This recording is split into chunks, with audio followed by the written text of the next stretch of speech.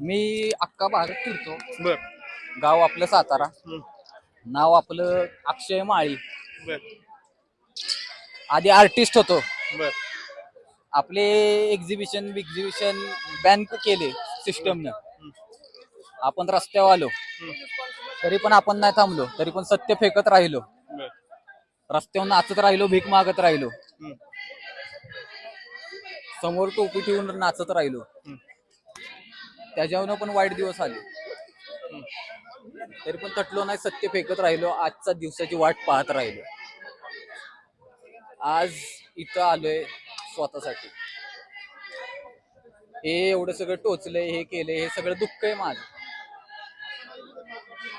एकच एवढी इच्छा असते अनातनं की आपल्याला हे सिस्टम गँगस्टर बनायची वेळ आणून देऊ नये. कसं ना कसं तरी कुठनं ना कुठनं तरी बाहेर काढतो म्हणून हे सगळं टोचाटोची हे ते खपाखप. कळलं का स्वतःवर. पण इथं येण्यामागचं प्रामुख्याने तुमचं कारण काय? इथं कारण एवढंच आहे की कुठला बी मुद्दा असू दे, आपल्या या सिस्टम मध्ये एज्युकेशन लॅक होते. एज्युकेशन लॅक. हा, तुमचं शिक्षण काय झालं? माझं post graduate diploma in contemporary art practice आपलं सिम्बॉसिस इंटरनॅशनल युनिव्हर्सिटी मधून आपण बॅचलर्स केले. ओके.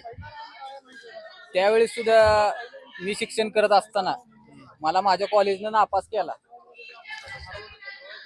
का तर पेपरात आपण सत्य लिहिलं होतं ना, हे पचलंच नाही त्यांना की ते काय करतात आपल्यावर. आणि हे सगळं सत्य लिहिल्यामुळे आपल्याला फेल गेला यांनी एक्झाम मध्ये.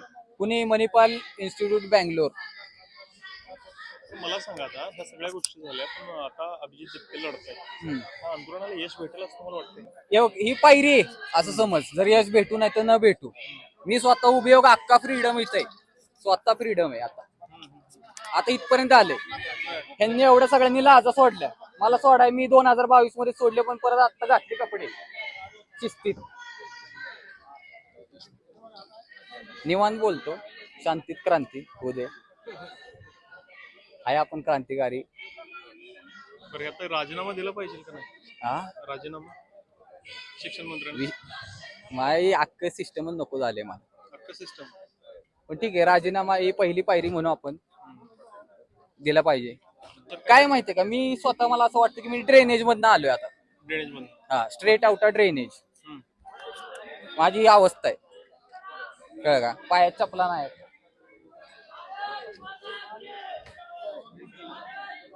हे परफॉर्मन्स आर्ट बनवू शकतात, त्याग म्हणू शकता, आणि त्याग करायची वेळ बी आली एवढी. कारण की माझ्या आजूबाजू गरीब मारायला लागले ना, त्यामुळे आपण स्वतः त्याग केला. 4 जणांना वाचवलं, 4 जणांना खायला घातलं, 4 ठिकाणी स्वतःची भाकरी दिली. त्यावेळेस जिवंत आहे बस, जोरा लागत. तर ह्या विद्यार्थ्यांना न्याय भेटेल असं वाटतंय का? मी त्यासाठीच आलोय. भेटेल नाही?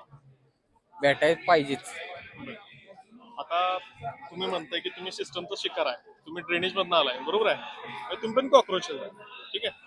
तर आता गेले 12 वर्ष झालं मोदी सरकार ह्या म्हणजे सत्तेत आहे. त्यांच्या कामाबद्दल तुमचं काय मत आहे? हे बघ, प्रत्येक माणूस चांगलं काम करायला येत असतो. कळलं का, सिस्टम मध्ये कोण वाईट नसतं, कोणाला वाईट करायचं नसतं, सगळ्यांना चांगलंच करायचं असतं. पण आत्ताचे जे सिच्युएशन आहेत, आत्ताचा जो यंगेस्ट फॅमिलीचा मेंबर, यंगेस्ट जो असेल त्याच्यावर एवढं जे प्रेशर येते, ते ओल्ड लोक समजू शकत नाहीत. पण ते प्रेशर समजण्यासाठी आम्ही राईट पीपल त्या सिस्टम मध्ये टाकायचा प्रयत्न करतोय, जागा बदलायचा प्रयत्न करतोय.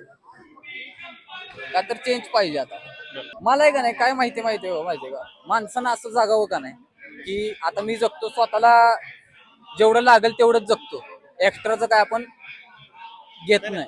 कॉक्रोच जनता पार्टीच्या भविष्याबद्दल काय? फक्त करप्ट होऊ नये. करप्ट होऊ नये. हा, आता ते तर ही जी यंग जनरेशन आहे एवढं सोचलंय, ह्याच्यावरून मी जरी सिस्टम मध्ये गेलो ना, तरी आपल्याकडनं कधी हे होणार नाही की आपण पुण्याकडनं चोरीचा पैसा घ्यावा. कळलं का, आपल्या ते जमणारच नाही काही बी झालं तरी. तर फक्त शांतता यावी, पीस यावा. पीस साठी आलोय मी, माहितीये का, की काय नकोय आता आयुष्यात. कारण की असं वाटतं कधी कधी तर लग्न बी नको, पैसा बी नको.